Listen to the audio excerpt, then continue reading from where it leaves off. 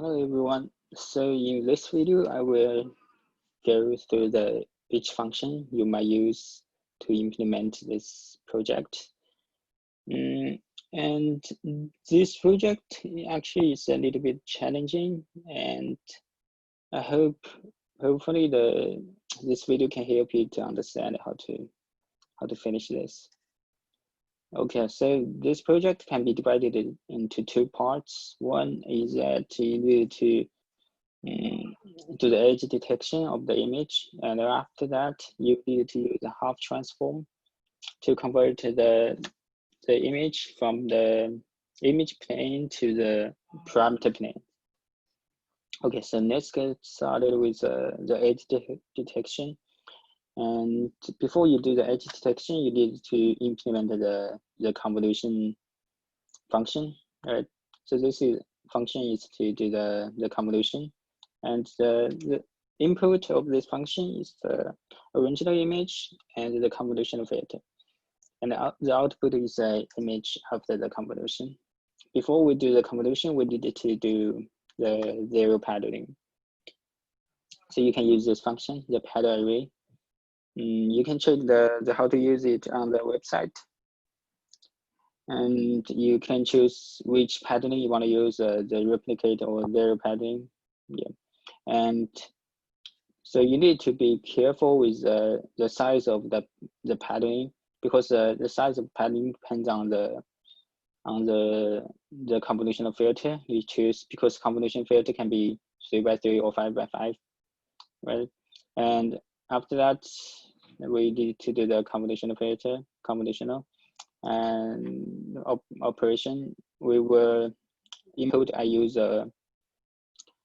four loops. The first 4 loops is goes to each pixel in the image. You can say from the starting row to the end, the starting column to the end, and this 2 for loop is used to calculate from the starting row of the filter to the end, and from the starting column filter to the end. Okay, so and here what we need to do is multiply the each values and add them together. So it's a definition of the convolution. So after that, we need to do the edge detection. So usually before we do the edge detection, we need to blur the image and eliminate the errors, right? So we needed to define the Gaussian function first, and define the super function in x and y direction. And after that, you will call the function myImageFilter, already done that, and calculate the gradient magnitude and the angle. So after that, we needed to do the non-maximum separation. Why? Because the high gradient magnitude region sometimes are too thick. So we just need to use a 1 pixel line. Okay, actually the NMS can be done in multiple ways, but here we already gave you a rules of how to implement this. I will give you an example.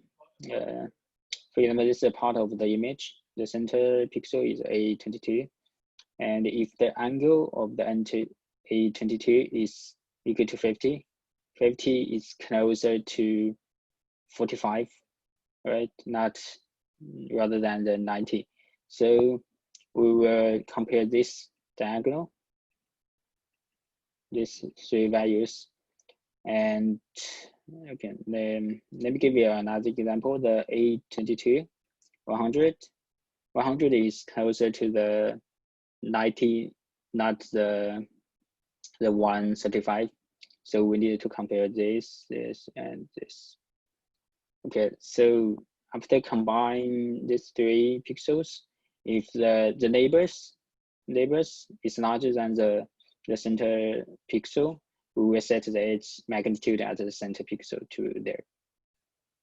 Okay, so let's do the half transform. So this value is actually defined. You don't have to define this. I just actually it's already defined in the EC function. Here, the rho should be the 2 and the theta pi divided by 180. Okay, so and the rho should be large enough to accommodate all lines that could lie in this image. And the rho maximum, in my code, I define the rho maximum as a square of this, and the maximum theta will be the 2 pi. And actually, you can use these values to calculate the scale of this image and how many pixels, what's the size of the rho and the theta.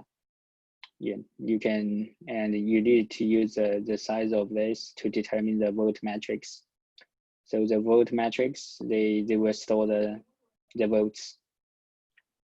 Okay, and then we need to convert the image from the each pixel to the parameters. So we'll use a for loop again, and in each pixel we will determine the pixel is larger than the threshold or not.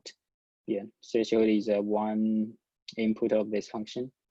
And if larger than the threshold, we will find the corresponding rho and theta, and we will add the vote matrix of the I, J will be incremented by 1. So after that, we will get a matrix that store the votes for each I and each J. And then, so we use the half line to find the top 30. Actually, the n line is defined as 30 in the function. If you, yeah, 30. So we needed to find the top 30 voters, right? So here we still needed to use a non-maximum separation first, but this NMS is different than the one we used in the edge filter, because we don't have to consider the angle of the magnitude this time. We just need to compare all the neighbors. And then we need to sort. You can use the sort function, because we just want to find the top 30. So we can use the top function, the sort function. You can check how to use sort function in the MATLAB website. And we will create a rho and the theta array. The size will be n lines times 1. So you can, for my code, I use a while loop, and you can use a for loop, whatever you want. And index, when index less than the n lines, we will find use a find function to find the corresponding index, and we will give the value of the rho of this index. Yeah, and each time the index will be incremented by 1. So after that, we will find the top 30 values with highest votes. So that's how we implement the half lines. So that's every function we did to implement it in this project. And if you still have any questions, you can come to my office hour and we can talk about the more details. So thank you.